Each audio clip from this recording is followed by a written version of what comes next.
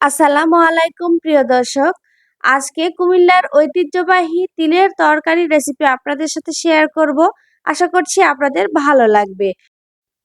তিলের তরকারি রান্নার প্রসেস অনেকটা লেন্দি ও ঝামেলার হয়ে থাকার কারণে আমরা অনেকেই এই তরকারিকে এড়িয়ে চলি। তাই কিভাবে রান্না করলে সহজ করা যায় আজকে এইটি শিখিয়ে দেব, সেই সাথে ইলিশ মাছ দিয়ে তিলের তরকারি রান্না করে দেখাবো। ভিডিওটি না টেনে সম্পূর্ণ ভিডিও ধৈর্য সহকারে দেখার অনুরোধ করছি। তো তিলের তরকারি তৈরির জন্য এখানে আমি সাদা তিল নিয়েছি 1 কাপ পরিমাণ।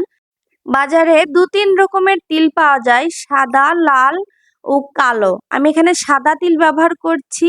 এখানে 1 কাপ তিলের সাথে এখানে একটু কুসুম গরম পানি দিয়ে দিচ্ছি। 1 কাপ দিয়ে এটাকে আমি 20 মিনিট ভিজিয়ে রাখবো, তারপরে এটাকে পাটায় বেটে নিব। আপনারা চাইলে এটাকে ব্লেন্ডারেও ব্লেন্ড করে নিতে পারেন। সাদা তিলের একটা সুবিধা আছে, এটার খোসা ছাড়াতে হয় না। তাই আমি এখানে সাদা তিলটাই ব্যবহার করেছি। আর সাদা তিলটা বেশিরভাগ সুপার শপগুলোতেই পাওয়া যায়, বাজারেও পাওয়া যায়, তবে খুব কম।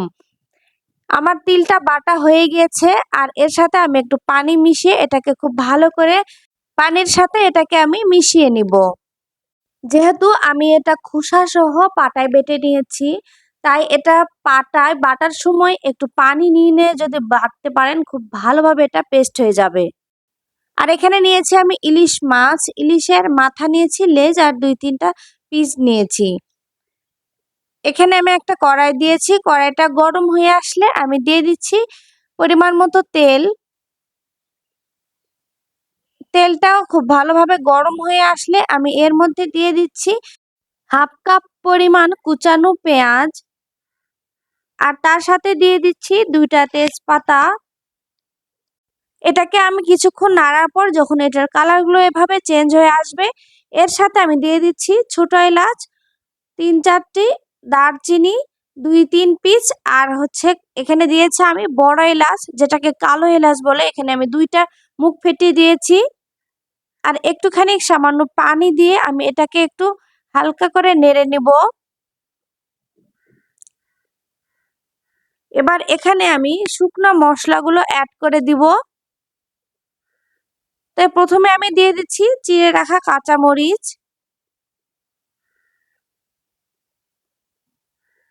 আমি সবগুলো মশলা স্ক্রিনে দিয়ে দিয়েছি, আপনারা আপনাদের পরিমাণ অনুযায়ী ব্যবহার করবেন। প্রথমে আমি দিয়ে দিচ্ছি স্বাদ মতো লবণ, এরপর দিয়ে দিচ্ছি ভাজা জিরা গুঁড়া, এবার দিয়ে দিচ্ছি ধনিয়া গুঁড়া, এবার দিয়ে দিচ্ছি হলুদের গুঁড়া, এবার দিয়ে দিচ্ছি মরিচের গুঁড়া, দিয়ে দিলাম 1 চামচের মতো গরম মশলা গুঁড়া।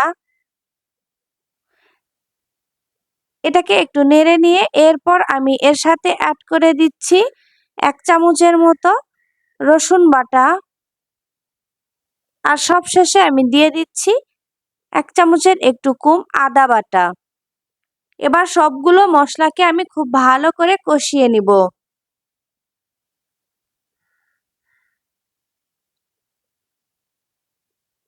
মশলাগুলো থেকে যখন কাঁচা গন্ধ চলে যাবে, এভাবে ভাজতে ভাজতে সে পর্যায়ে আমি এর সাথে দিয়ে দিচ্ছি ইলিশ মাছ। মাছগুলো দিয়ে মশলার সাথে আমি একটু খানিকক্ষণ নেড়ে নিব।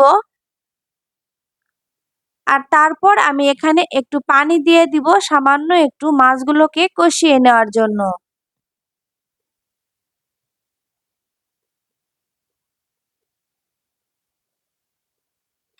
এবার এটাকে আমি ঢাকনা দিয়ে দিচ্ছি, একটু খানিকক্ষণ জাল হবে। একটু পর আমি ঢাকনাটা উঠিয়ে এটাকে আবারও নেড়ে দিব।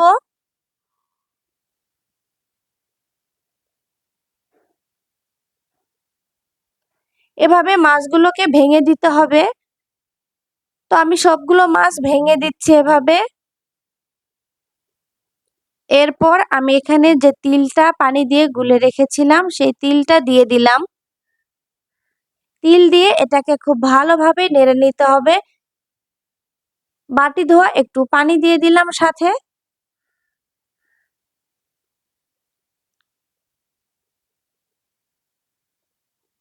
এভাবে একটু সুন্দর করে নেড়ে এটাকে আমি কষিয়ে নিব। তিলের তরকারি হয়তোবা অনেকের কাছে খুবই পরিচিত, আবার অনেকের কাছে এটা একদমই নতুন। তো এই পর্যায়ে আমি এর সাথে একটু কুচিয়ে রাখা আলু দিয়ে দিলাম। দিয়ে এটাকে আমি আবারও খুব ভালো করে এভাবে মিশিয়ে নিচ্ছি।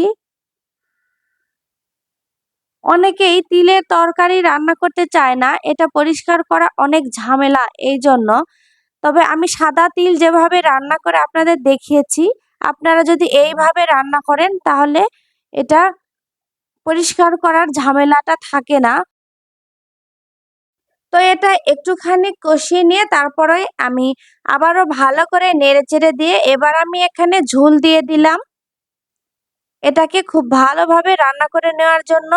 এ পর্যায়ে আমি ঢাকনা দিয়ে দিচ্ছি। একটু এভাবে পানি যখন বলক আসবে এ পর্যায়ে আমি আবারও একটু নেড়ে দিব।